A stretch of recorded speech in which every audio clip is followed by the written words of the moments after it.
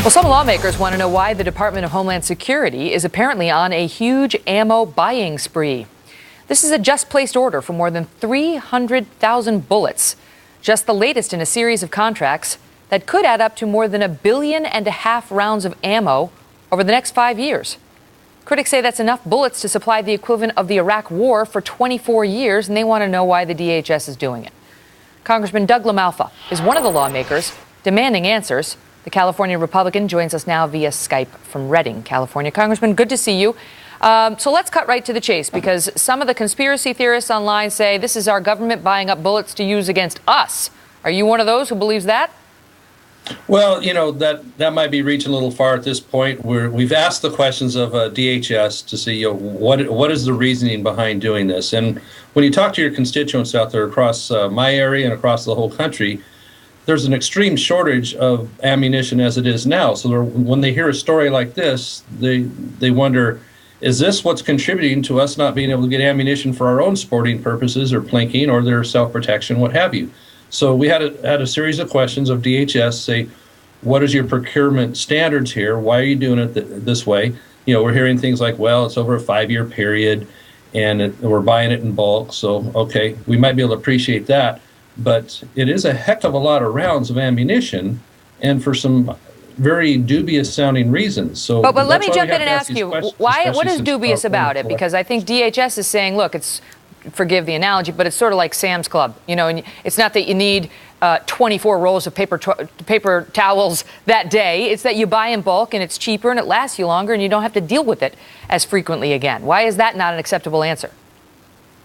It will probably be part of the answer that we get. You know, we're hearing these things, but again, when people are wondering why, for example, is the Social Security Administration getting almost 200,000 rounds of hollow point ammunition?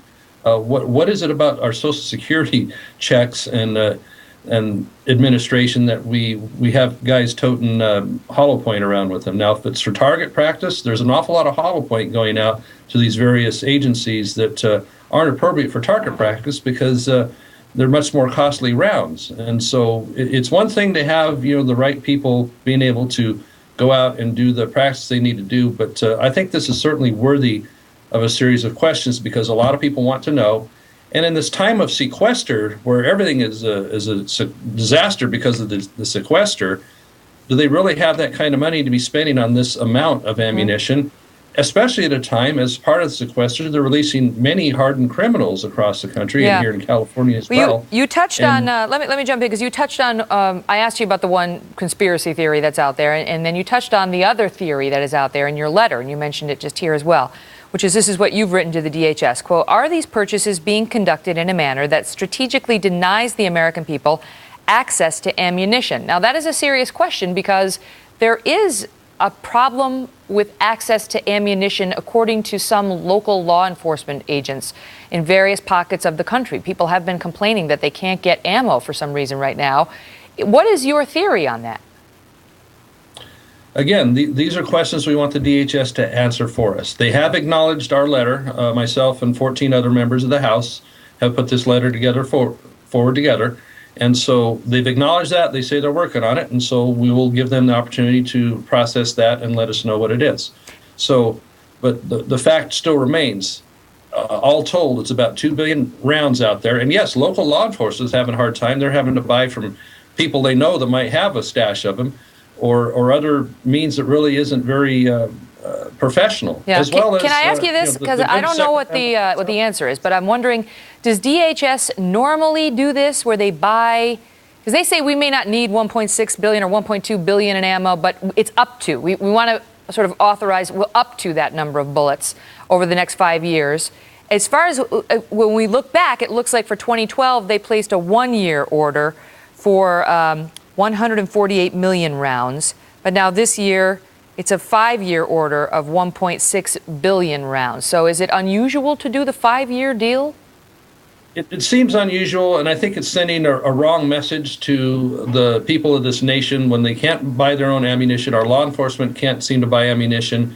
We have the sequester and all these budget issues out there. It sounds like a horrendous amount. Hollow point ammunition is much more expensive than the type that you would be using for normal target practicing. And like any of that. So there's a lot of things that are stirring around this. And then, honestly, there's a big mistrust by many, many people of their government these days. And so when they ask me to check in on this, I think it's my duty as an elected official, as a representative, to get to the bottom. These are just questions that we think are appropriate, need to be asked, and they come from the people across the country that would like to know these things. So, there's people, making fun of it a little bit, and you're using these words, paranoia. I think these are very appropriate for what we need to do. Understood, sir. Well, I appreciate you coming on. You're not the only congressman who has written a letter. Tom Coburn, Senator Coburn, has written a letter as well. On February 4th, DHS responded to that and said, in part, look, we routinely do this, and said these strategic sourcing contracts help leverage the purchasing power of DHS to efficiently procure equipment and supplies at significantly lower costs. So our thanks to Congressman LaMalfa for his thoughts on it, and we will continue to follow it as he gets a response at some point from DHS.